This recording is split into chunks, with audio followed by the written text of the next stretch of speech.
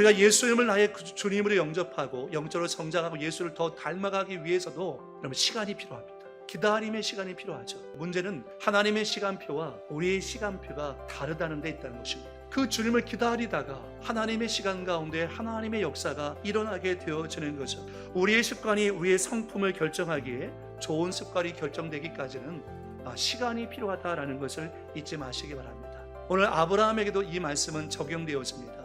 떠나라는 하나님의 말씀에 순종해서 갈대아 우르를 75세 나이에 떠났다는 것입니다. 그러면서 주님이 주신 약속은 뭐였습니까? 내가 너로 큰 민족을 이루고. 이때 아브라함에게 자식이 있었어요? 자식이 한 사람도 없었습니다.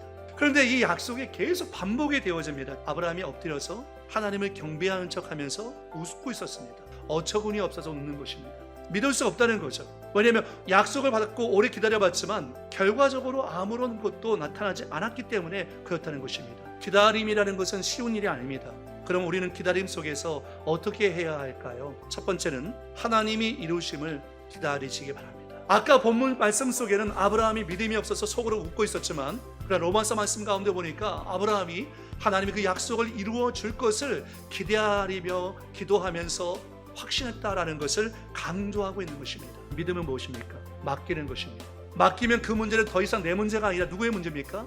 하나님의 문제인 거죠. 아브라함은 자신의 문제를 하나님께 맡겼습니다. 하나님이 이루신다는 것을 믿었기 때문에 그것을 기다릴 수 있었다는 거죠. 두 번째는 하나님의 전능하심을 기다려야 합니다.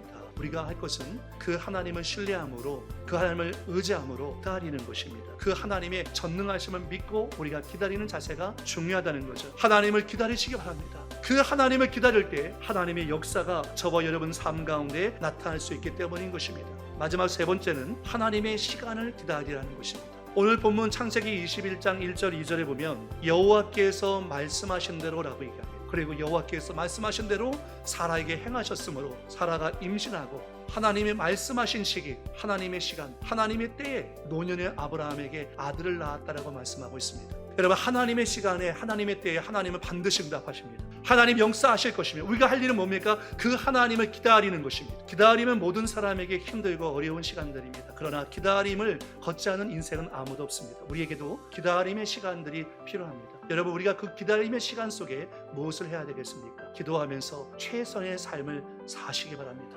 그러면 하나님이 이루시고 하나님의 때에 하나님의 방법으로 역사하실 것입니다. 그 하나님을 경험하는 저와 여러분 될 수 있기를 예수의 이름으로 축복을 드리겠습니다.